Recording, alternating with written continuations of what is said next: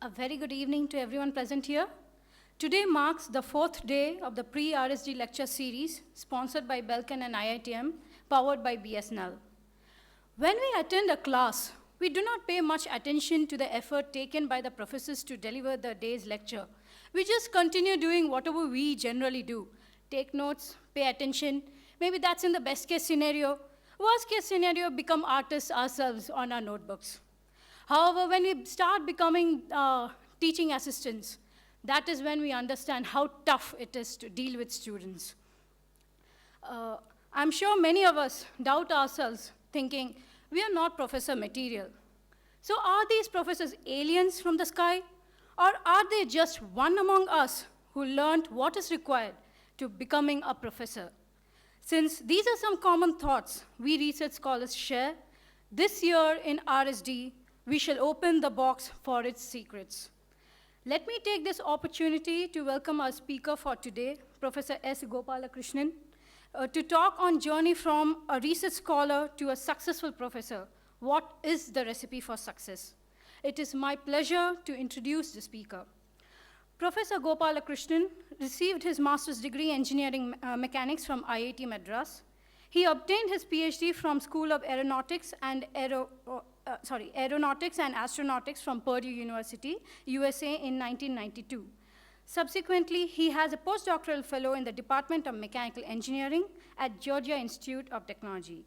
In the year 1997, he joined the Department of Aerospace Engineering at IISc Bangalore, where he is currently a professor. His main areas of interest are wave propagation in complex media, modeling for NDE, and structural health monitoring. Professor Gopalakrishnan is recognized as one of the world leaders in the modeling of guided wave propagation in different material systems, and he is the author of one of the mostly used modeling technique in structural health monitoring, called the spectral finite elemental method. He has citations of over 4,000 in Google Scholar with a H index of 36. He is nominated as associate editor in the two prestigious international journals in the area of structural health monitoring, namely the Smart Materials and Structures and Structural Health Monitoring. He's also in the editorial board of 7 other international journals. We also have one of our dearest professors, B.S. Murthy sir, amongst us to preside over this session. Professor B.S. Murthy is presently the HOD of Department of Metallurgy and Materials Engineering. His fields of interest are microstructure property correlations in nanomaterials, bulk metallic gases, high entropy alloys, and in situ composites. He has authored 350 plus high-ranking journal publications and has a vast and rich experience of 3 decades of dedicated and outstanding research. Professor Murthy is a recipient of prestigious Shanti Swarup Bhatnagar Award. He has also received various other awards, to name a few: Metallurgist of the Year, G.D. Billa Gold Medal, INSA Young Scientist Award. He is a fellow and lifetime member of various academies and institutions globally. All of us are honored to have the both of you here, sirs.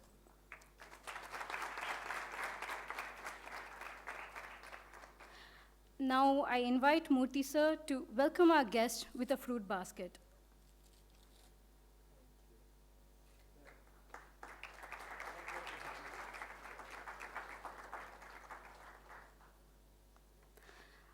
Before we go further into the program, I would like to make an announcement.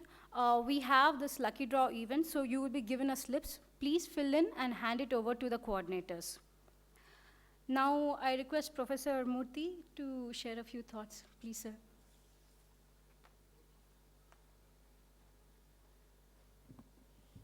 Good evening, friends. It's wonderful to be amongst our own friends. This talk is very, very, I would say, catchy, and I'm really looking forward to it, because I really don't know whether there is a recipe for success. And if there is one, that's only, in my view, a passion to pursue whatever you want to pursue. And most of us just do that, nothing else. And that Everything else that comes is, in my view, is only a byproduct. I even consider my salary as a byproduct. So this is what I believe in. So, and I suppose most of people who are passionate about what they do also usually believe that. So with that few words, I am sure you are all waiting to eagerly to listen to the distinguished guest that we have today. I welcome him to start his lecture. Sir, please.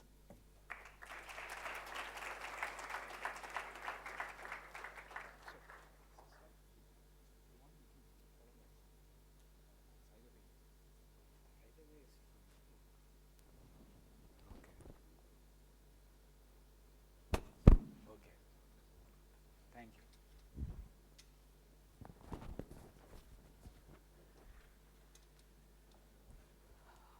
Good afternoon. It's wonderful to be here, my alma mater. I have given lots of lectures here, quite a few over the years, and this is a unique lecture that I'm giving. I have never given it before. Just yesterday, I was talking about my own area of the passion that I have in Indian Institute of Science. There was an institute colloquium, and today I'm giving a totally different aspect. And this is whatever the views I have expressed here is my own experience.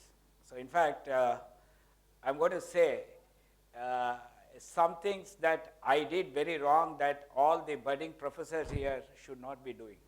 Okay, so it's basically my own express what I thought. It may be in complete variance with what you think. Okay, that doesn't matter, but there is a central theme that there are many people who want to be an academic here, and if you elect to be an academic, what you should do, what are the things, how you can be successful is very, very small part of it we have done, we are telling. I'm going to say here. Having said that, I thank Somashri, Professor Murthy, saying nice words about me. It is not something very great or something. He told the very first word that all you need is passion. If that passion is there, this lecture is not needed at all. But having said that, having come all the way, I want to share a few things what I think is the recipe to become a successful professor.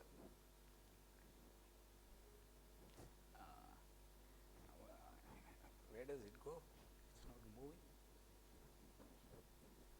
Oh, okay, there is a lag.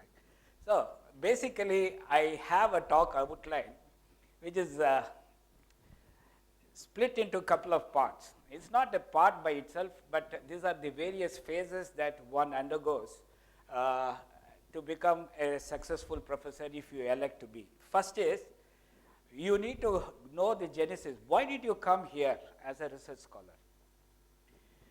Second thing is, what is research anyway? Just to give some idea.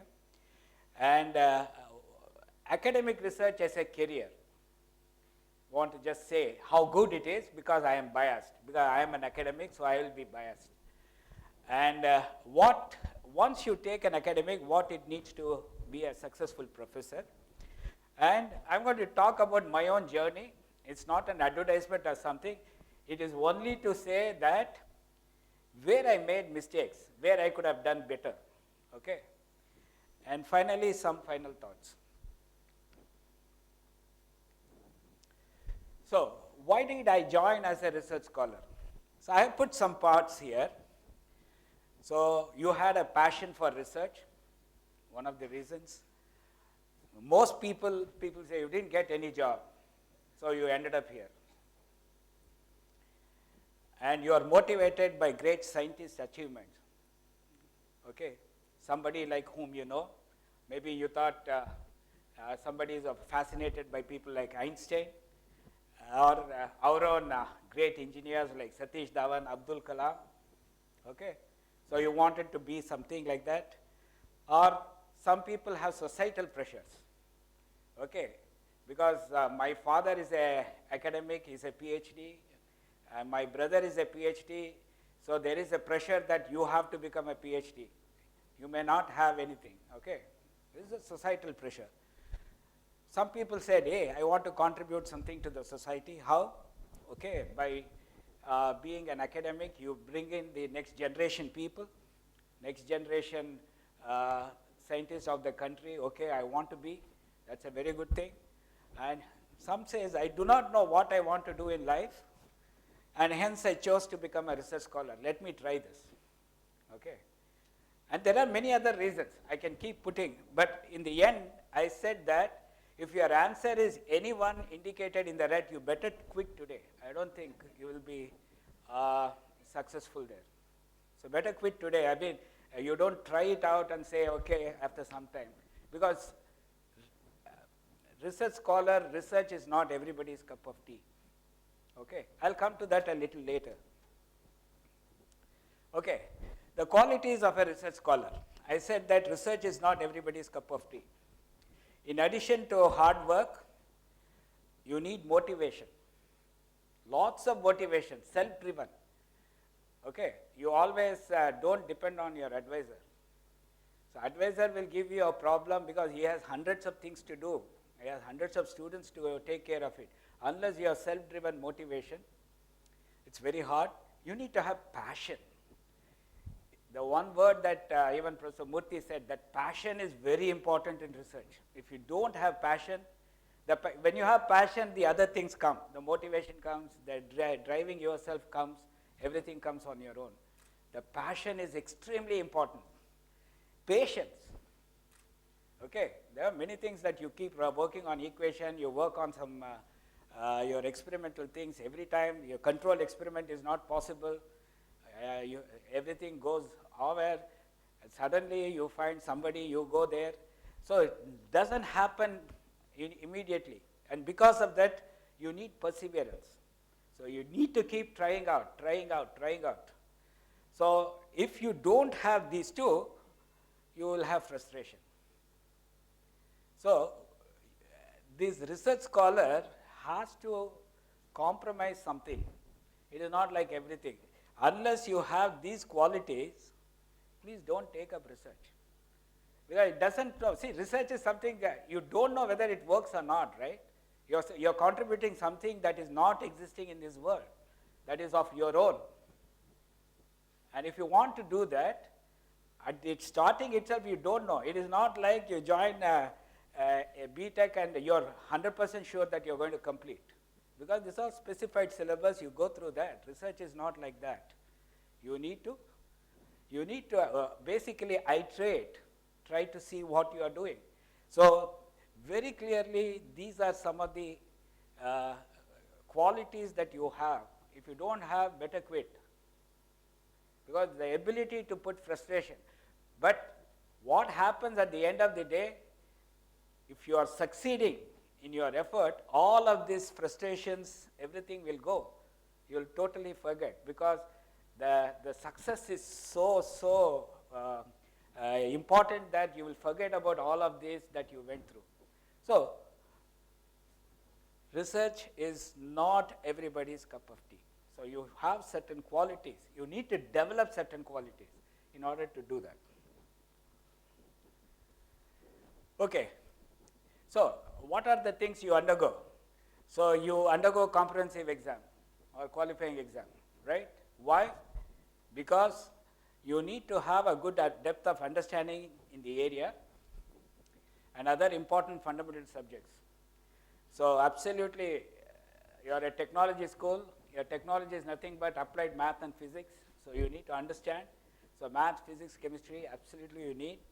And applied to that, many subjects you do. So basically, you do the comprehensive exam. Okay. So I know that many research scholars heave a sigh of relief once you finish the comprehensive exam, as though you have got 50% or 75% of your thesis. And that's how it is. And everywhere it is there. And what you require is a good oral and communication skill. You may be a great researcher. If you cannot communicate your ideas, absolutely you are going to be a useless academic. Or anywhere, whether you go into an academic career or any research career in any of the R&D labs or companies, oral and teaching, oral and written communications are absolutely necessary. So how do you do that? So that's why in US they put the senior research scholars into teaching assistantship. They teach the undergraduate class. They develop them into a good teacher, and you write papers. And that's how papers becomes very important, how you communicate. And today it is not like over the years it is becoming increasingly difficult to get your paper accepted in major important journals. Why? Because many times the ideas are not conveyed properly. The communication of the ideas are extremely important. So that's where we train it. So we have comprehensive exam to test your basics, understanding, then the oral and communication skills, analytical bent of mind, ability to analyze any data very much. Okay, that comes with patience and perseverance that I said. You need to be able to, every time you cannot run to your professor and say, hey, I got this result. I said, so what? So you need to analyze. It's your PhD thesis, right? You need to analyze and come up with it. So he can only provide you guidance. It is your thesis. And more importantly, you need to chase the intellectual pursuit. And that is all about it. So we don't tell about this intellectual pursuit to people who are not academic research scholars. We don't say a BTech guy, you have it, because he doesn't care, because he finishes, he wants a job. He gets it. The intellectual pursuit is something. So we need to have the scholars at a level intellectually very higher than the others. And that's why you get a PhD, not for your area. The intellectual pursuit should be there. So these are some of the basic qualities that a research scholar should have in order to achieve what he is actually set out to be. So now let's go to the second part, what is research? So basically it is an investigation of a problem in a scientific manner. Discovery of a solution that advances the state of knowledge in the areas from theory to algorithms to prototypes to experimentation to applications. Actually, these are all, if you go to Webster dictionary, I just downloaded it. Okay, so this is what it is, but how you do depends upon problem to problem. You may be completely doing an experimental problem where what you need, the qualities are totally different. If you can do a theoretical problem where you develop a series of algorithms which are non-existing.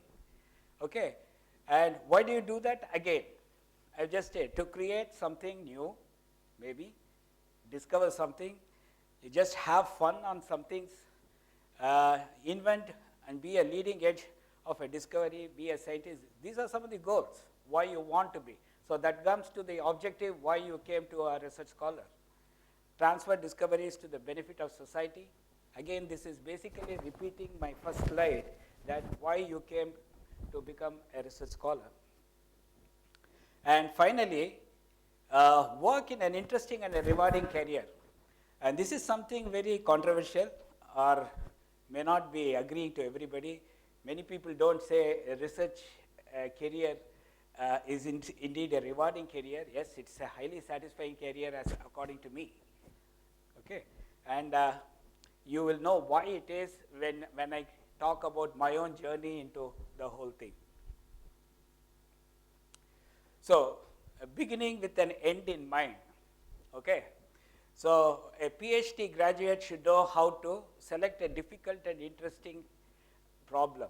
Okay, that matters to someone. So you are trying to come, and most of the problem what you choose should not be something in academic nature. It should have some kind of a societal impact from hypotheses that can be scientifically evaluated and learn how to perform the evaluation. Conduct research, of course. Report on the results by becoming an effective and oral and written communication. This is again, I say that the quality of a good researcher. And most importantly today, you should also work with the professor in obtaining funding for your research, because now the funding has dried up. Very difficult to get, because all what you do, investigation requires money. Who pays for it?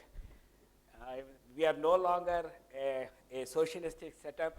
We need to bid for the money. So many times you will help the professor to write the proposal and say how in an area that is current, which has, today you talk about it, they say, what are the deliverables, how does it use, it is used in our, if you go to DRDO, say, how is it used in our DRDO labs, or in atomic energy labs, or space labs, because most of our funding is basically what you call the government funding. So everybody is now saying how your research is going to impact us, only then we will fund it. So by that, you will, two objective is there, you will be working directly on something that is practical. At the same time, you are going to get your PhD, and you are going to solve the problem of our national labs. Okay? That should be the goal, and that should what you should try to do to get a problem. Or in other words, I have said, plan for a research career, not a research project. So this project that you are going to work should form as a foundation for you, for your career, for your growth. And you should at the end be very satisfied, I have done something really great. And you should be proud of what you do. And that should also be there. So approximate timeline, I don't know whether this is agreeable. I have put a 6-year timeline. Okay. Today, if you really want to do, at least in Indian Institute of Science, we cancel our registration at the end of 6 years. So I have put that because of that. I don't know what is here in IIT Madras. Is it 5 years? 5? Okay. Oh, okay. So in Indian Institute of Science, they give up to 5 years full scholarship, 5 to 6 years half scholarship, what you call pension, and after 6, driven out of hostel. So you're totally out. So I have put this 6-year timeline because of that.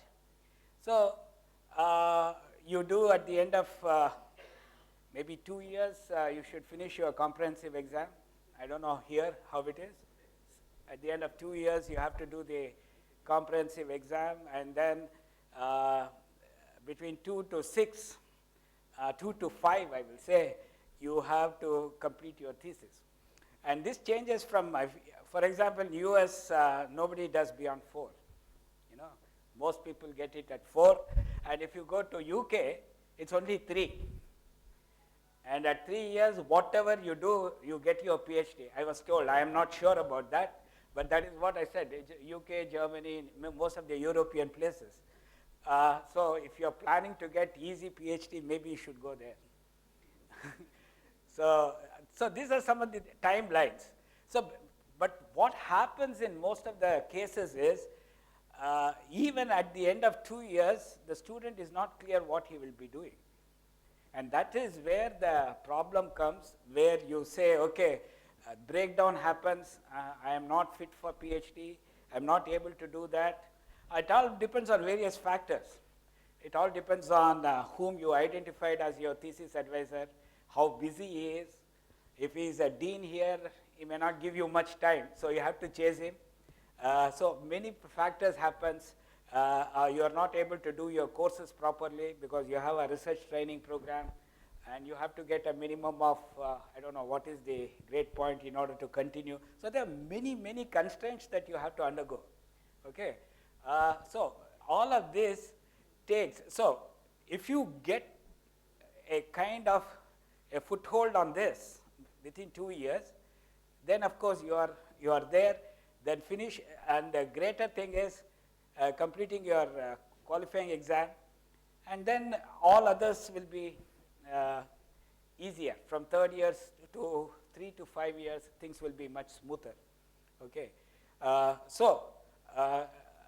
The bottom line is the criticality of your thesis will be determined in first 2 years itself, whether you are in a position to hold on to this rigor of a PhD. Okay. So very interesting thing is, how do you choose a research area? So many times we conduct interview and we say, okay, you're good enough. At that point of time, you don't know which area you will be working in most cases. I think for example, in a mechanical engineering, there are so many labs. I don't know how they do the interview here. They do lab-wise or they do as a department and then allocate the students depending upon it. Classic example here is mechanical, huge lab, so many, some 20 labs are there. So if you have such things, very difficult. Now it is up to you. So once you get selected, now you have to go around, meet some 40, 50 professors here and say whom you want to work. It's a very challenging task.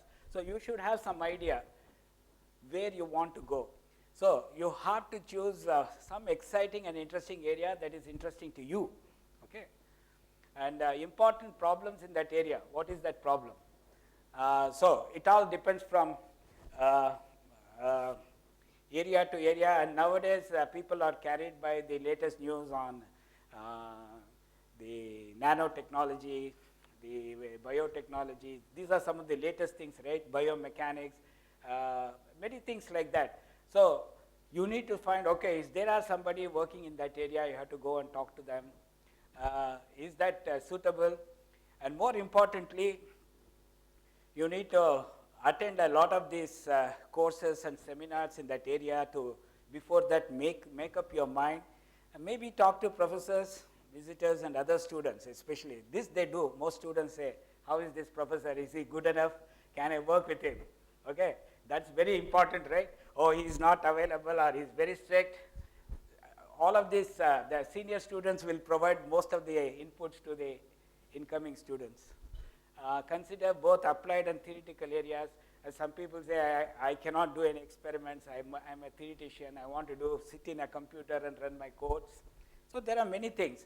So this is very important critical area. How do you choose an area and get the problem, correct professor? So hitting the correct problem and correct professor, then you're off of the PhD is over. So it all depends on many things. So how to choose a research advisor? So this is, I don't think any of this matters here in the Indian setup, because most people choose depending upon how easy the advisor is. Okay, they just say, hey, this guy is very good. Yeah, you will have a nice time. He will not ask you to come and meet me every week. You are safe. So the life is very simple, beautiful campus. Just have nice extracurricular activity, and the time flies, and at the end of 5 years, the registration will be cancelled. So that's what happens. But you should not take that view. So basically, you need to see how the advisor is, what are the projects he's working, does he have enough funding, what kind of practical problems, how much time do he spends with his students, especially. So unfortunately, in our IIT and IISc setup, all professors, senior professors especially, are holding all administrative. And that is taking too much of time because they have to do. That is service to institute they do. And if you catch hold of such a professor, then if he doesn't spend much time, especially at the initial years, the students will get demotivated. Do he has a group or individual meetings? Matters, because in fact, when I was doing my PhD, my professor used to meet with 15 of his students, and anything you do wrong, he will insult in front of everybody. It affects you very much. So if you have such a professor, you don't want to be. Otherwise, the advantage is you feel demotivated. No, you make sure that you don't make any mistake to elicit such a reaction from a professor. Because he is into so many things and he gets very mad. These small things you can't do, like that. In fact, he told me that I can't write good English. And my first paper, I didn't go beyond abstract. 7 times he threw it, because my native language is not English. And he doesn't like the way I write. So to go beyond, 7th time I had to talk to my fellow students how to get through beyond abstract. that is the thing. And he says that my communication is bad. So there are some people who are very particular. Why? He's not an American, even though he was in Purdue, he was an Irish. He thinks Americans don't know English. For him, if you go to his room, you will have the William Wordsworth and Bernard Shaw, kind of, all of these guys. He thinks that I can write there. I am not of that caliber, I know. So to get through that beyond abstract of my first paper was such a big thing for me. Because he says that you don't know how to write. It's not about technical things. It is about communicating what I know. So then after 7th time, he gave up. And he said that you can't write English. So he said, he used to call me at 4 o'clock in the evening, and he said, you write what all you did today. So I said that, okay, I got up, I wrote, I had a coffee, then I had my breakfast. He said, if you write this, do you think anybody will read? You have to make it interesting. So he said, on a beautiful day, I had to describe, I had a coffee. No. So this is what is all about interacting with a professor. And he says that if you write like this, nobody will look at your paper. So this is something, even though he told in front of everybody, I felt very bad, he told me the importance of communication. Okay? He tells how to beautify what you have. So the basic knowledge of paper writing I got from him. So he used to tell all of this. So I did for 1 week a course on him to say how to write something on my day-to-day. So every day I used to come and write and say, communicate effectively. It's a very simple thing. It's a day-to-day what I do, whom I met and things like that. But I have to put it in such a manner that it is interesting to all others. So basically that is what I am trying to say. So the professors matter very much because they actually can actually make you think in a totally different manner. And especially in my case, my communication today, I am sitting with 180 papers. It's only because he told me how to write a paper. My first paper was the guiding principle. So today, most of our papers, people complain that they don't get accepted mainly because they don't convey. There is enough technical merit into the paper. If you don't convey this whole thing properly, you will have a problem. That is why you have a problem getting accepted. So it is like a marketing. We are all salesmen.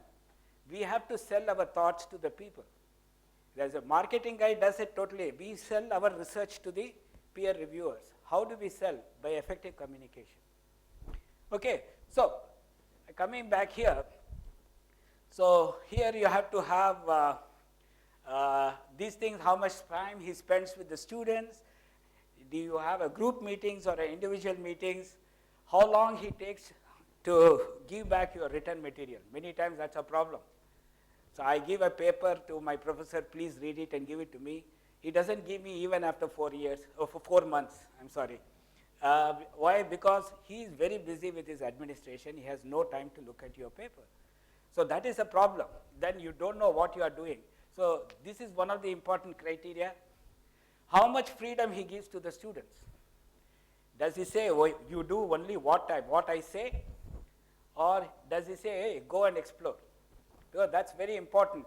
If he doesn't give you enough freedom, there is no point in doing research. But what happens many times, especially many of you, if you go abroad, the professor gets a problem from an industry, say Boeing. And Boeing says, we want to get it done, this one. So everything is given by steps by him because he has to deliver to the Boeing. So you don't have any freedom to think on your own. And that's a major problem. So you need to see, many people, that is what I have seen, at least now I am a chairman of a department, I have recruited many people. The people coming who have worked in this kind of a setup where when they went, they had a problem to work because industry has funded, and the professor has said directly what is to be done. And he is a very good researcher because he will work under somebody if he is given instruction. But when you are not given a freedom, you cannot think on new problems. Today you are with a professor, tomorrow you have to guide on your own. How will you come up with it if you don't think?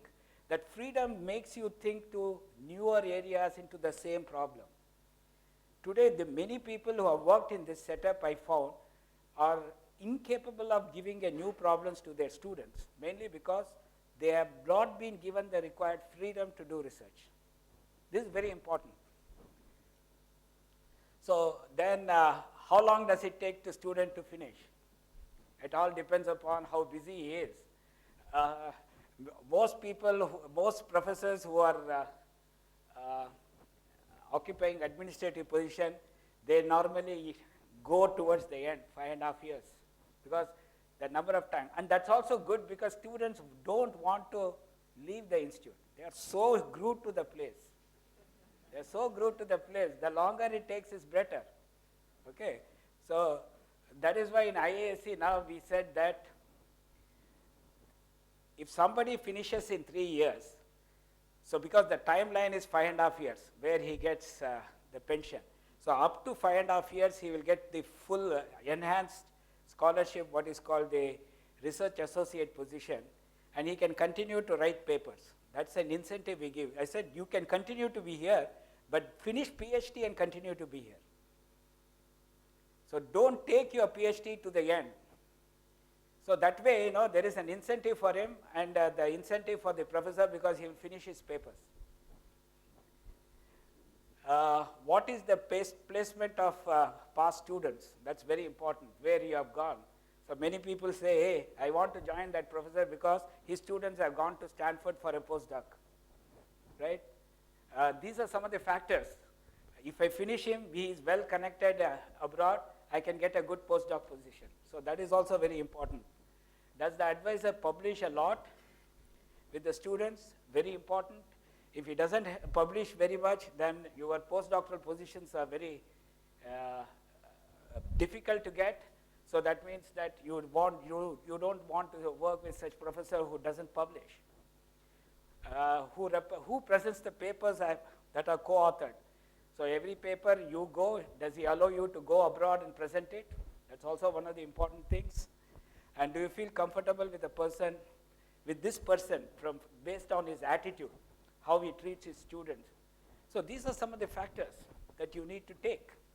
And all of this, as I said in today's setup, the seniors will tell you. So today you don't have to worry about it, most of them. Okay. So to try out an advisor, if you are in IASC, we give 1 semester to choose their advisor after we select. So you can try their courses and see how he teaches, whether he matches my type of attitude. Work with them as an independent study. So there may be, if you take a graduate level course, there may be a term project. You can work with him, try it out, and see. Half the problems of the PhD will be solved if you choose a correct advisor.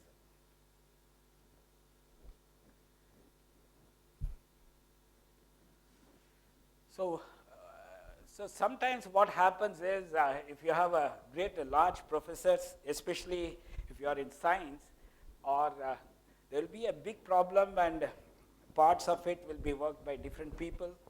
So why work in a team? A part of a larger project, so you will have help from the many other students in your area work.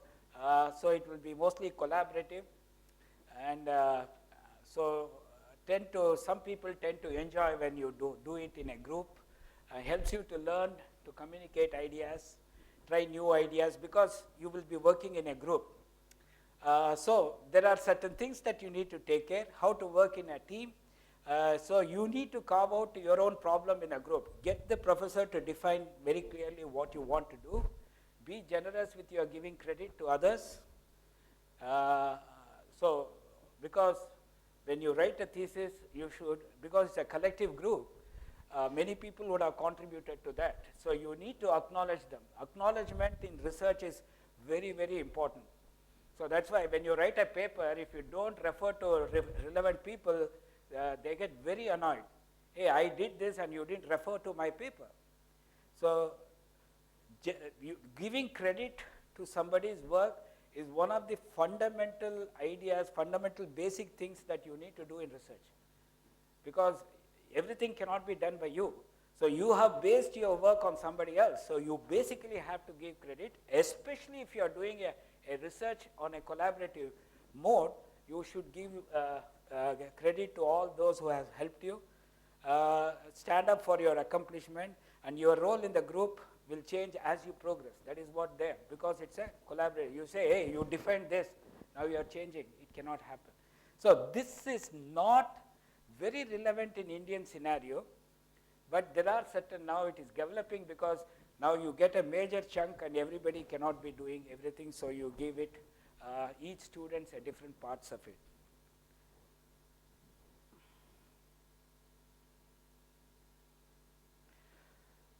So perseverance. So this is a great guy, Bernard Russell. He wrote, every morning I would sit down before a blank sheet of paper throughout the day with a brief interval for lunch. I would stare at the blank sheet. Often when the evening came, it was still empty. It seemed quite likely that the whole of the rest of my life might be consumed looking at the blank sheet of paper.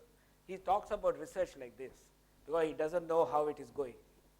And this is a great guy who went on to publish this 3-volume Principle of Mathematica. And this is one of the fundamental books he wrote in early 18th century. So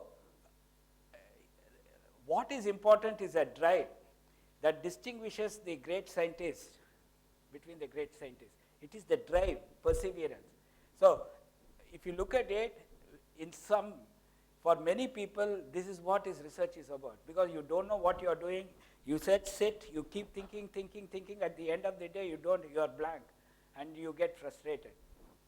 So this is what he said, and went on to do bigger things later in the life. So really the starting of your dissertation, basically the major transition after 3 years, the classes are finally done, comprehensive exam is over, your proposal defense is over, now you have to define your own research agenda. After that, okay, everything is defined, my problem is defined, so you should be self-driven. So you should put your own timetable and go by it. Unfortunately, when there is no stick there, you don't follow your own timetable. You are all grown up now, you are a responsible individual, and you should put your deadlines and you should fix it. It is not like somebody fixes your deadline and monitors it. Research is to be monitored by your own self. You should keep asking yourself, have I progressed? Am I satisfying my own deadlines that I put? But the problem is, many people don't even put their deadlines. Unless you put their deadlines, you won't know. And the time flies like anything, especially in an environment such a nice as this place or any other place in India like IITs. So very important that you be self-driven in order to achieve your goal.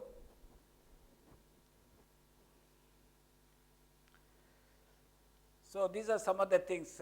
You have to plan your research, visit your professors very often, consistently. If he is not available, go to his office, go to his home. You can go because you are all residential campus here. Go paint him, get the things done. You have to be self-driven, okay? Don't be shy, okay? I have told my students at any time, any part of time, just call me, okay? So in fact, my students have takes it so seriously, sometimes they call at 1 o'clock in the night or 2 o'clock in the night. But that's fine, at least I am happy that they are driving me into that. You got to drive your professors in order to get that. So in order to do that, I said take initiative in your own research. It is your own area. Ultimately, what is the outcome of it? You want to end up being a colleague to your advisor. That is, you become a professor, successful professor. In order to do that, you should know your research better than anybody else. In fact, I tell my students, You have more depth into the knowledge. I just helped you. I am not the one who did this. You have more insight into your research. I am just basically helping you to get to that level, driving you that. But if you ask me the insight of the research, my student knows more than me. Right? So that is what it is. And you should be able to defend your work. Don't expect your professor to defend your work. Many times it happens. But you should be able to defend, because professor doesn't know. Honestly, it is you, because you have done the work, not the professor. Professor just guides you. He will tell you, show me a result. Hey, this graph is wrong. That's all I can tell. I can't go into your code and debug and find where it is. It is you have done it. Only the insight will be yours. Professor just gives you an outline. Okay? And you should set directions for the next sub-goals. So you become an academic, you become after postdoc, you become his fellow, you cannot be working what your professor works. You should be able to go into something new area. So you should know all of this. So that is the success of your PhD, ultimately. And what you should do, you should communicate your results. So how?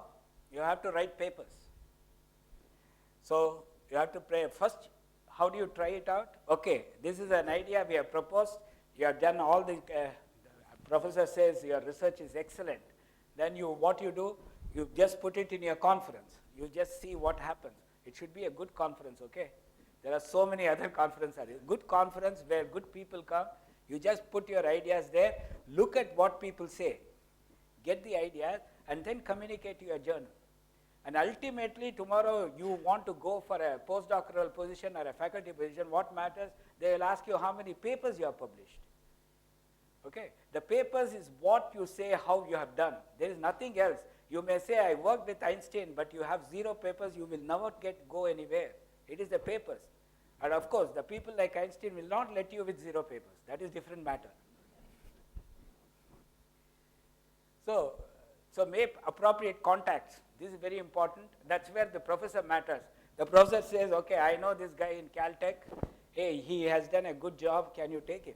So many people go to postdocs by contacts. So that depends upon the reputation of a professor. Okay. Then you have to participate in workshop. Sometimes in the between you can take a summer. If you are interested in a industry, be an intern in some group. Try to see what they have done, bring it back. So that these are some of the ways that will also help you to develop a career for yourself. Most importantly is develop excellent presentation skills. You've got to develop a very good presentation skills, what you are trying to communicate. Okay? And don't have egos. If somebody says this is very bad, accept it. The major problem with most academics is they have too much of egos. Egos will not take you anywhere. If somebody says this is not good, take it and see, introspect where it has gone bad. Okay? So these are some of the things that you need to know. Presentation, you may be an excellent researcher, you would have published in very high impact journals, and if your oral and written communication skills, presentation skills are bad, you will be a big failure. You will be a very big failure.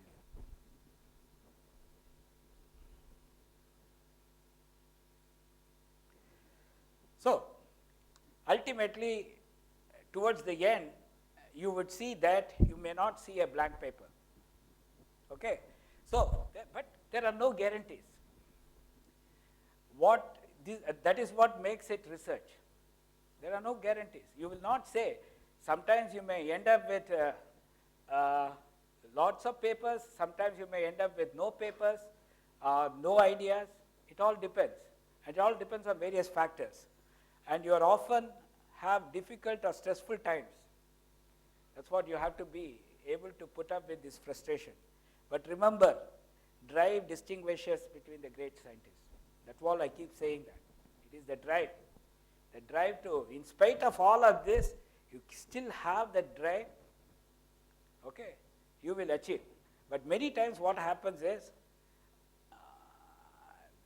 most people are human. So what happens is when you undergo these stressful times, they give up. So most of the research dropouts are only because of that. So you need to persevere, go, drive all the people, because you got to be self-centered in getting things done, especially. Okay, what is academic as a career? Let's see. So you finish a PhD, okay, and you elect to become an academic, then you have to do a postdoctoral fellow somewhere, okay, you have to do. Today, it was not in the earlier years what they do, they finish PhD, they join as a lecturer, then they grow, and many people in IIT have grown that way to a professor. So those days are all gone to these days. So today, we need to have, in fact, our the recruitment process mandates that you need to have minimum 3 years of postdoctoral experience to come here as an assistant professor. Then you join as a lecturer or assistant professor, lecturer in a non-IIT type of situation, reader or associate professor, reader is in non-IIT type of situation, then professor, then you become senior professor. These are the grades, okay? It's not like you go to GE, there are 15 grades. You join as, if you finish your PhD, you join as the 6th grade or 5th grade or something, and you go up to 15 grades. There are lots of grades. Every 2 years you keep going. That is not here. It is not corporate world. So most people saturate here, some people go beyond here. So the idea here is you need to be content with, there are not many grades that you can go, but if you are a professor, the societal respect you derive is much more than the vice president of, say, General Electric, okay? That's what the idea is. So because you would, people perceiving, what people perceive is you're intellectually at a much higher level compared to all of these who make money. So perceived advantage being an academic, more freedom and flexibility, okay? So basically, nobody can tell you what to do. So unlike in a corporate setup where every day you have to be working about deliverables, what you are working and things, here you are not pressurized that much, okay? You can build an empire surrounding yourself. I can build a 40 people empire working on various problems, and even the director cannot say what I should do, what area I should work. I can work on whatever I think is good, where I can get motivation levels. You cannot do that in an industry. You are driven by what the management says. There is a business angle to everything.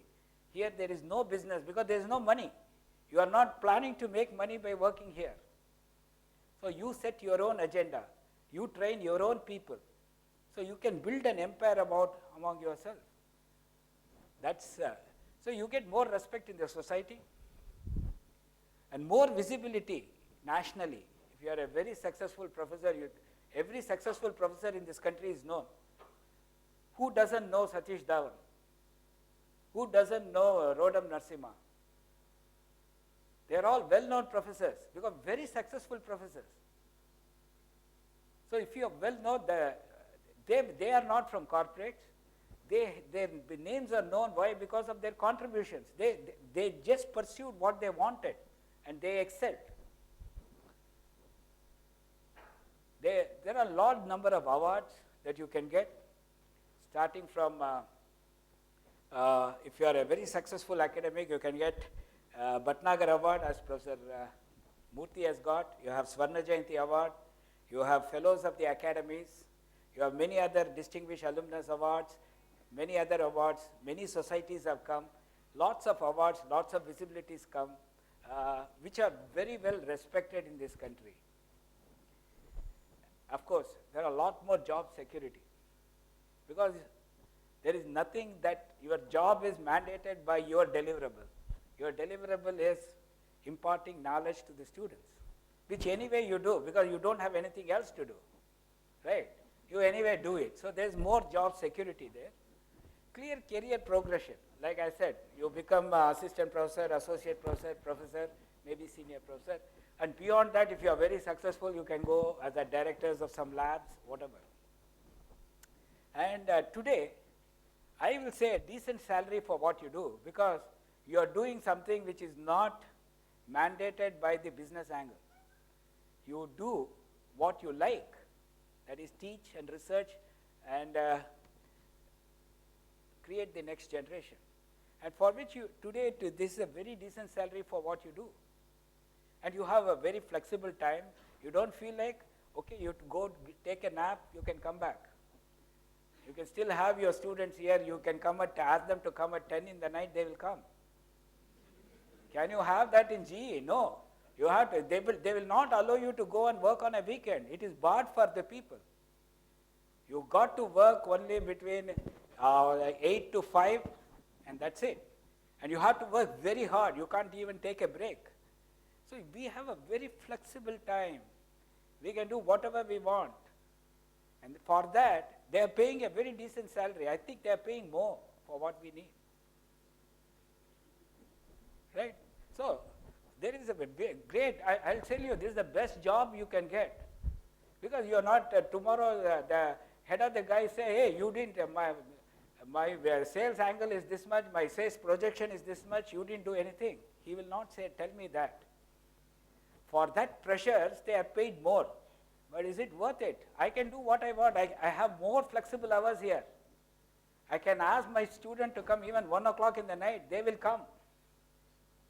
I have no issues on that. So great job you have, you can get as an academic here. And the greatest satisfaction is you create the next generation for a country. You create their thought process. You create many things. You create wealth. All of these people are going to create this wealth in the country. You have a great satisfaction in that. At your own pace. You are not dictated by anything.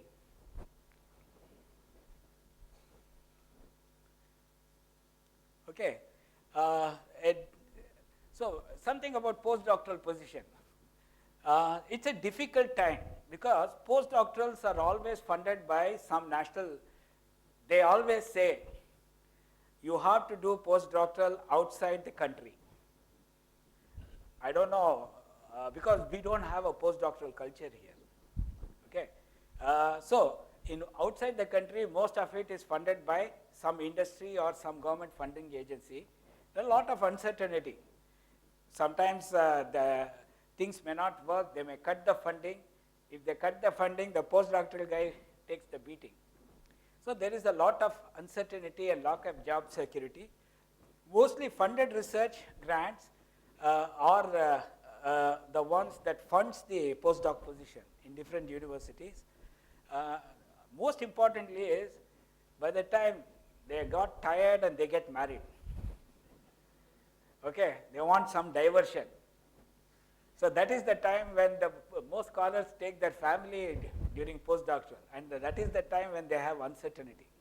Okay, so this is a very crucial period, and output is much going to be higher. So if they hire a PhD student, they can't tell him anything because for 1 semester or 1 year he will be forced to do the coursework. The output will be minimum.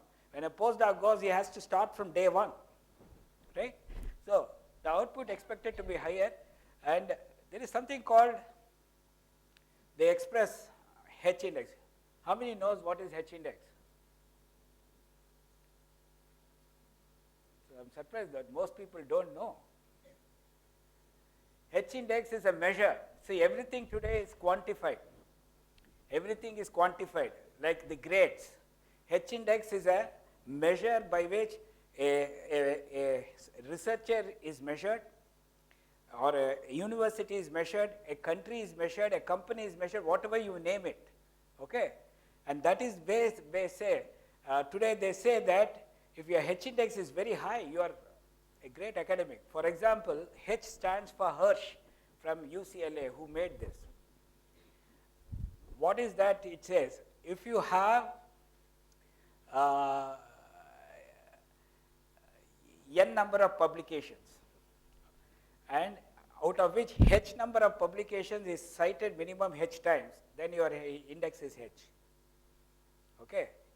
So he made it very simple. So basically you plot the number of citations versus the publication numbers, and you plot that, and you draw a 45-degree line, and whatever it intersects is the H index, that line.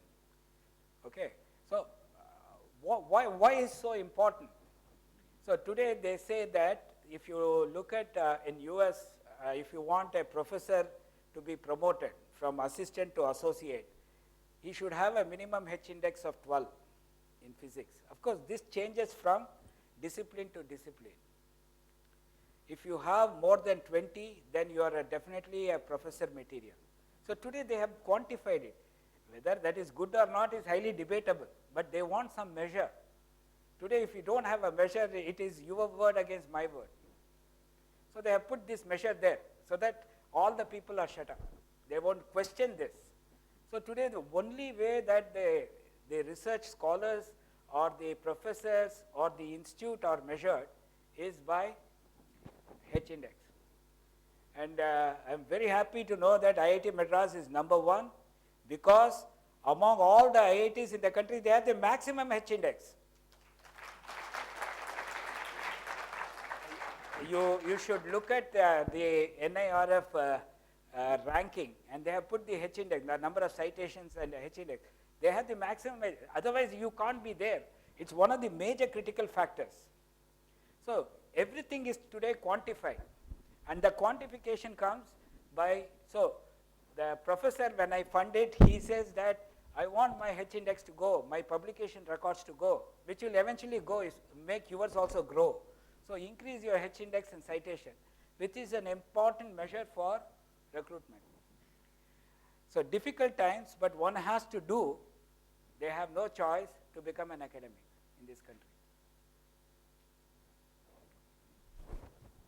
So what is your first job? First job is assistant professor, 1 year probation and 5-year contract. This is a 5-year contract is in IISc. So in IISc, we have brought a US system. So we have got, for US system, there is something called tenure. So that the tenure is, you are given temporary position for 5 years. At the end of 5 years, if you don't get promoted to associate professor, you are thrown out. So how are they evaluating this? So they have to basically, today if somebody joins an IIT, he has to teach 1 UG course and 1 PG course, if I am correct. Am I correct? That's the minimum they teach. Guide 1 or 2 research scholars. So they should, the problem there is to attract. So today everything is internet driven. Most research scholars will look at their website, hey, he's just joined, I don't want to join. So many times the head of the department say, hey, he is very good, you go and join him. So to get a student for the first time is very difficult. That is something. And now all the institutes, especially the MHRD institutes, get a good startup grant. I don't know what is the startup grant here, about 30 lakhs. So in IISc, it is somewhere between 50 to 1 crore. They give that kind of money. So that is very decent because you don't have to run around for this. You can set up some basic facilities to do that. Then you start writing proposals. So this is something that you need to do because this is only something. If you want to progress in research, you need money. So if you want money, you need to, somebody should get convinced. So that is where the problem, initial, they don't know you. Many funding people say, want some credibility.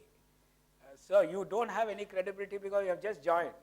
So that's where there is, should be a support system in the institute. So in fact, in IISc, as a chairman, I go with the professor to the funding agency and tell him, hey, he's a new one, please help him, get it funded. So we try to put in our own words. There is some support systems is there. And you should also look for consulting opportunities because that's a great thing. Unlike many R&D labs like defense or CSI labs, the institutes like IIT allows you to consult. You can make money on it. And you will also be asked for small departmental administrative work, maybe participate in the research interviews and some of the departmental curriculum activities, etc. So these are some of the jobs that you need to do. Further progression is, once you do this, after 5 years or so, between 5 and 6, depending upon the institutes, you can get promoted to associate professor. To get promoted, these are some of the norms that most universities use, 2 to 3 papers a year. So at the end of 15 years, 5 years, you should have 15 papers around that. Generate at least 1 to 2 PhDs in 5 years. Generate good funding from government and private agency. And you should also do some service to the institute, maybe some part of it. So these are the criteria on which you will be evaluated, and it will go for external peer review. And also they should say, hey, if he were to be in my institute, will you promote him? This is one of the questions people ask. Who you send to people like Stanford or Berkeley or MIT, and they should say, yes, if he were to be in my institute, he will definitely get promoted. That is the ultimate you need. But many people don't get it because these criteria may not be satisfied. So this is very important. Suppose you have only 5 papers, you didn't even attract any students, you don't attract many good proposals, funding from agencies, then you may not get promoted. There are many people. In fact, we have one person in our department who is there for 16 years as assistant professor because he's not confident to put up. So another thing is you should be firmly established in this area. People should think he is an upcoming researcher in that area, not in this country, not in the institute, but globally. Have you made a name for yourself? That's very important, very important. And you should have some initial career awards. So these are some of the prizes: Bhatnagar Prize, Swarna Jayanti Prize, INAE Young Engineer Award. So many others. These are career awards that you should get. So these, if you have all of this, this becomes automatic. You just get promoted, no problem. Okay. And you also need to have a good, we have a very good peer review system, and the peers should say that you are very good. That's what is needed. Then afterwards, 5 to 6 years, you become a full professor. And here, the evidence of leadership is very much needed in the global area. You should be a leader to be recognized as a leader, and you should have a good number of journal papers, 40 minimum.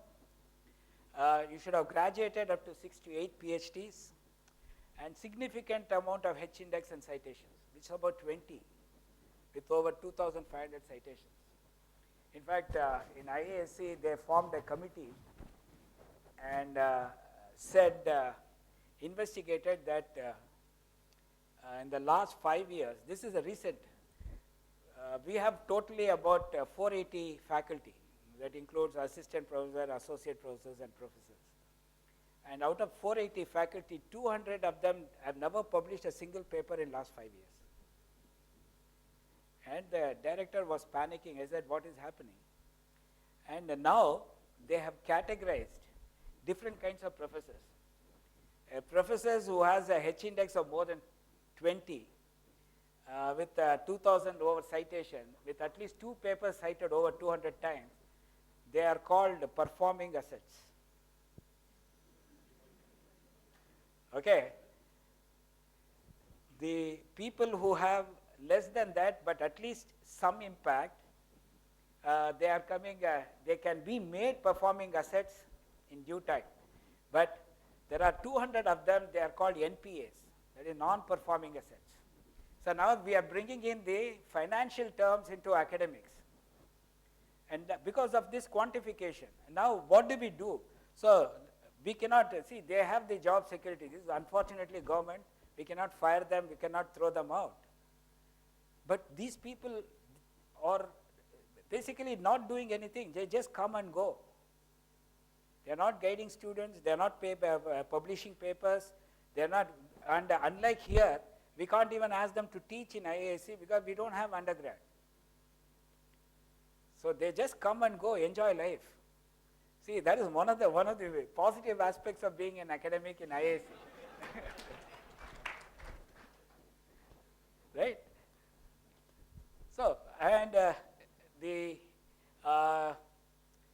professors have to have significant international awards and significant service to institute, because we are set up like that. The IITs and IISc are set up, the most professors take the administrative job, and most good professors. See, unfortunately what happens is, the director of the place thinks that a very good professor will also be a good administrator and gives them. But I would say that don't disturb the good professor, because you're coming in the way of their research. There are NPAs, give them administrative positions. Well, that's better, right? They are not doing anything. Give them administrative position, at least they do something to the society. Don't disturb. See, unfortunately, they think that good professors are put into, you see, this is universal. You take to any IITs, all performing professors are put into good administrative positions. Why? Because they believe that this guy can do both. But actually, you are doing a greatest disservice, because he is currently doing extremely well in the research, and you are also extremely putting him here, cutting down his research time. So please put NPAs into doing administration, because at least you get something done for the salaries you pay. Okay, so this is the starting salaries.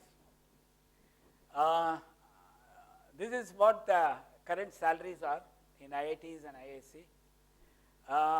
In NITs, it may vary from here. Okay, and but the good thing is there are some private universities. I was told that I think Shiv Nadar University. I don't know how many know about it. It is in Noida. I went there. Why I went there? To see whether my son can get in there. And amazing campus, amazing facilities, and they give a starting salary to an assistant professor to the tune of 3 to 3.5 lakhs if you are from IITs. So that's a good option for you. You can make money and be an academic. And they provide, if you become a professor, they provide as high as 6 lakhs per month. So I don't think even corporate can pay that much. So what I'm trying to make a pitch here is academic career is rewarding. That's what I'm trying to say. Okay, so if you look at, this is something I have taken from US. This is one of the criteria for tenure in Worcester Polytechnic Institute. Okay.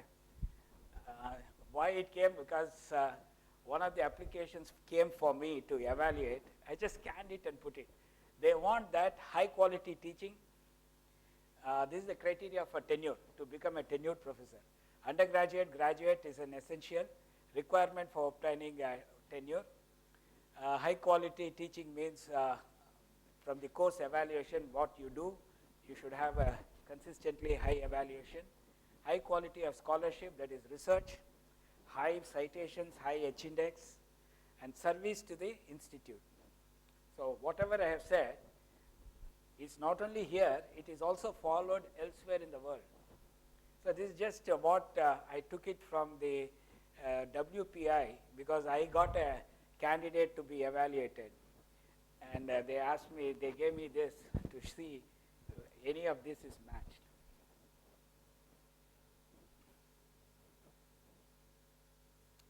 Okay, so what needs to be a successful professor? The best professor treats students like people,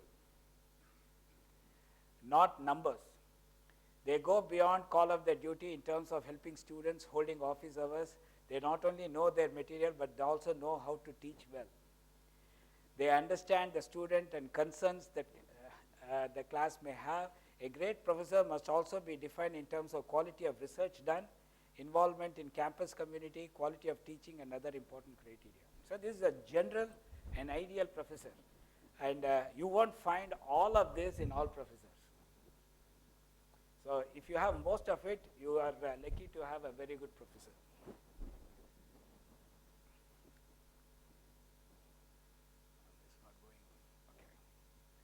So you need to be an excellent teacher. Whatever I'm just giving, I'm summarizing. Motivate students to excel to greater heights. Listen to students and understand their problems. do not be indifferent most of the time, to show some caring. The caring is very important. So if you want to be a good professor, you have to care for your students. If he brings, you don't say. In fact, one of the professors told in IAC that when a student came and showed a result, he said, "Why are you showing it to me?" He said, "You are my professor, but I didn't fund you. MHRD funds you, so you should solve your own problem." Right? So that is the kind of attitude should not be there. You should be accessible. Compliment them for any little achievement. First thing is you should appreciate. So many people, many professors have egos. They don't appreciate their students. If you appreciate them for whatever little, then you can bring out the best out of them. Provide them with adequate opportunities and improve their communication skills. Send them to conferences, especially abroad, if they are very good. Send them to to present their work. Teach the students the methods to achieve intellectual pursuit. So these are some of the things that you should do. It is your duty. And only then you can transform this to your own students, and your own students, it goes to generations, which is very important. So anyway, these are basically, I've just put these things here. So basically, a good professor should be a role model for future generations. So that's what it is.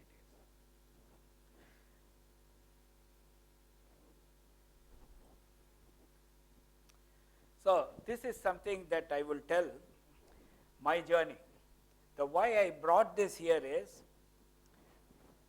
having said that, where I went and what I went, because initially I was one of those in the listed. I didn't know what to do in life. I joined research. I come in that category. So I am a civil engineer by training. Okay. So after civil engineering, I wanted to go for a job. So what happened, I got a job in Tata Electric Company, Bombay. In those days, working in Tata's was very big. So first 3 months was great, 5-star hotel training. I said, there's nothing like it. Hey, great. Then they put me into doghouse in the site. And what I was doing, there was a pile foundation going on. What my duty was, I had to take the soil, sieve it, and say this is the granularity of different soil sizes, and then certify it and give it. And that was my job. And that I was doing all the night. They were driving the piles. It was starting at 2 o'clock in the night, goes up to 8:30 in the morning. Because in the afternoons, the climate was so bad, they have to do it only in the night. So my duty is to stay there from 2 o'clock in the night and 8 o'clock in the morning and do this. And that day I said, I did not do this for my civil engineering. I don't want it. I hated civil engineering. I said, I don't want to be. So because there's nobody to advise what to do. Then I came back. Then somebody said, okay, you can go into non-civil engineering by going into aerospace or applied mechanics. There's where you take civil engineering, because mechanical will not touch you. So how to get in that? So I have to do masters in one of the IITs. So I am forced to take GATE exam. So I took GATE exam. I successfully qualified that. Then I did not apply to any of the civil engineering. Right? That one job killed my interest in civil engineering, what I did. Then what to do? Then I went there. Then I was very reluctant to go to aerospace, because what is civil engineering to aerospace? So I said, somebody said between mechanical and civil is applied mechanics. Because this is all said by somebody, not an expert. I didn't know anybody, because I was the first guy in my family to do something like this. So I came to IIT, even though I had an IAC admission. I am from Bangalore. So I just thought I'll come to IIT. So I did applied mechanics here. And in the applied mechanics, I found that all others were like me. They hated civil engineering, then came here.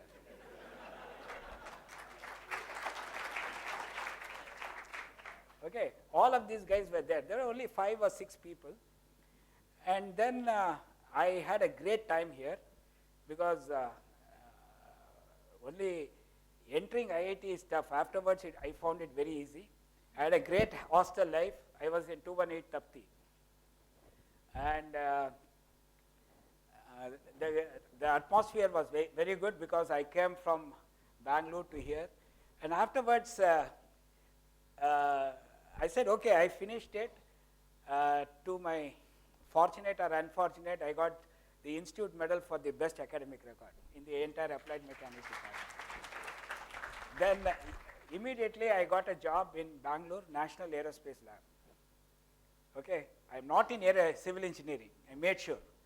So I got an aerospace lab where I was working in the ASFAC aircraft. You know, ASFAC aircraft is a radar aircraft where it was going. And after that, suddenly I worked with a Professor Alvar, who is no more, one of the very, very senior and one of the very famous best professors. He said, why are you wasting your time? You should go abroad. You have got a medal. I told him I don't have money to go abroad. I don't want to take this exam because I was not wanting to go. He said, you don't worry, I will select universities for you. So he chose me 3 universities.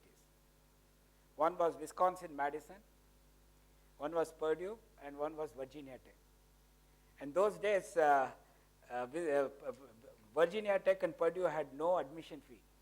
I don't have to pay. And I paid only $10. And I applied for 3, and I got admission in 3, and Wisconsin, unfortunately, gave me a funding to go. Because Alvar wrote personal letters to his professor whom he knew.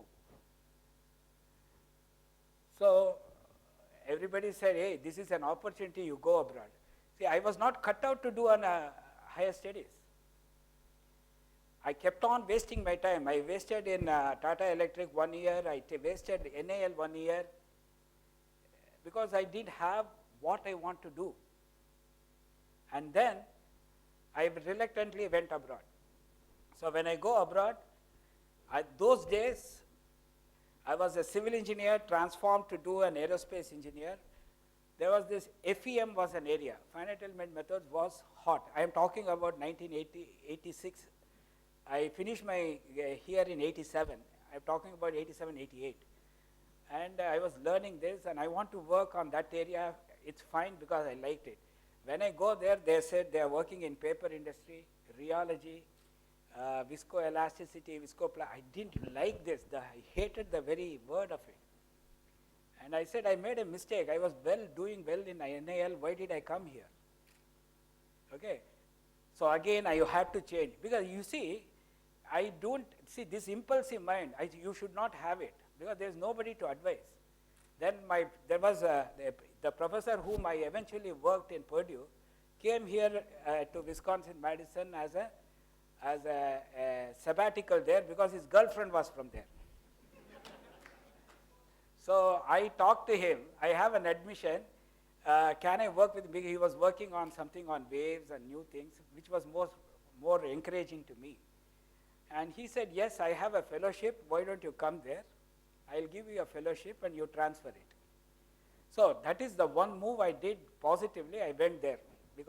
So I wasted another 1 year in Wisconsin. So why I am saying this wastage, if you want to be an academic, it hurts you very badly. Because all the career awards that you want to apply, every year lost is going to affect you. That happens because I didn't know what I want to be. Eventually, I found that I am unfit to work in industry. The only way I can work is in academic. So I made peace with it and started liking the things. And today I am here. I finished my PhD at Purdue in 2 years and 10 months. I came there because I liked my problem, and then went on to become a postdoc, then joined. So when I applied, after my postdoc, when I applied, only IIT Madras responded, and instead of putting me in aero, they put me in civil engineering.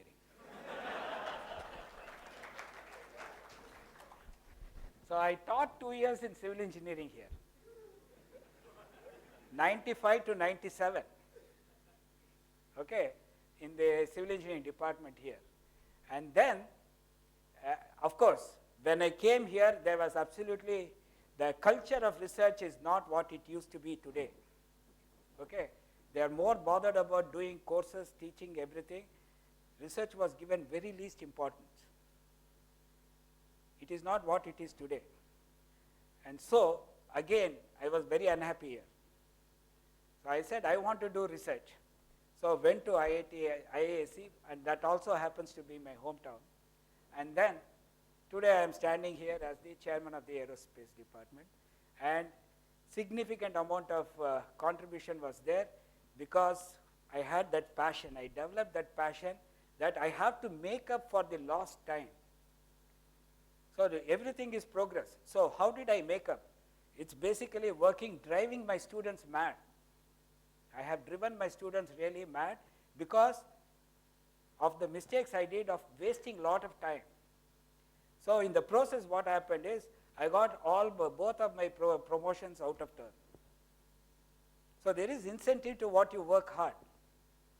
And that is what it happened. So that is my journey is, it is all because subsequent to my doing my PhD, that passion has driven me into what I am today. The passion for developing research. If you have passion, there is no stress on you. You can work 24 hours.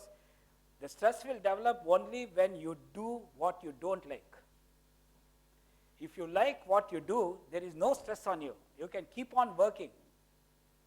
So what I want you, all of you, is basically have passion to work. So anyway, this is my final slide. So academic profession is a noble profession that gives immense satisfaction of the job, high respect in the society, great visibility world over, greater opportunity to travel around the world. That's one thing that I found. Job provides an opportunity to pay back something to the society because that is what we are all for. And you create the greater flexibility and freedom in your work, and academic helps generate the next generation children of this country. They are absolutely necessary, especially with what we need. We want to make this country an innovation capital of the world. We want to generate more number of jobs, more number of, improve the lives of the country. It is we who create, that is academic. Okay? So I hope to find some of you as a professors, maybe 10 years down the road, I see a lot of you becoming good professors of high caliber. Okay? So, thank you.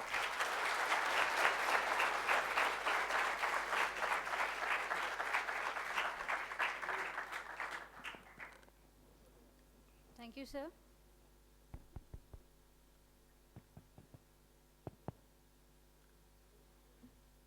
It is said that MS is 1/3 of a PhD, and PhD scholars are professors in the making.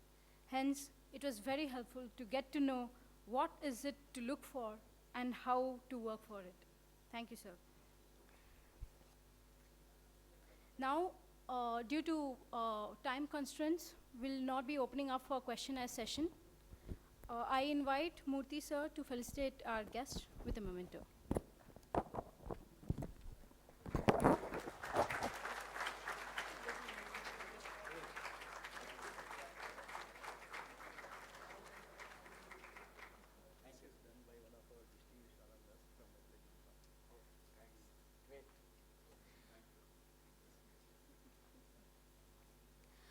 We, the RSG team, invite Murthy sir to be a part of the RSG 2016 team and receive a token of love and gratitude from our beloved Research Affairs Secretary.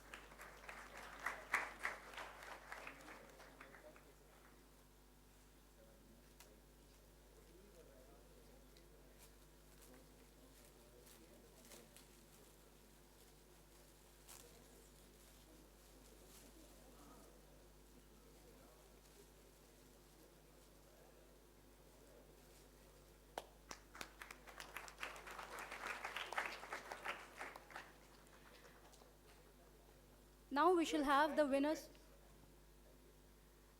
Now we shall have the winners for the lucky draw event. I request Gopala Krishnan sir to please pick 3 slips.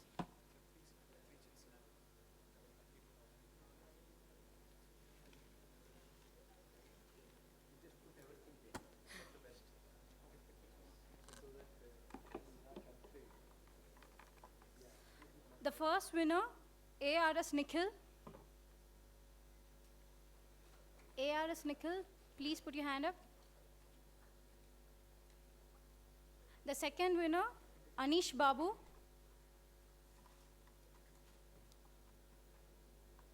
Third, Sita Raman. S. Sita Raman. Yes.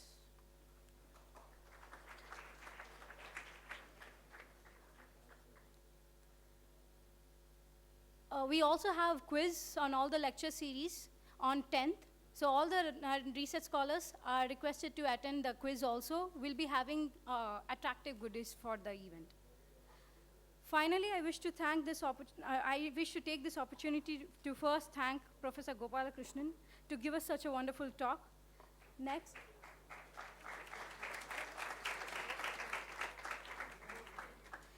Next, to Professor Murthy, sir, to be a part of RSD 2016.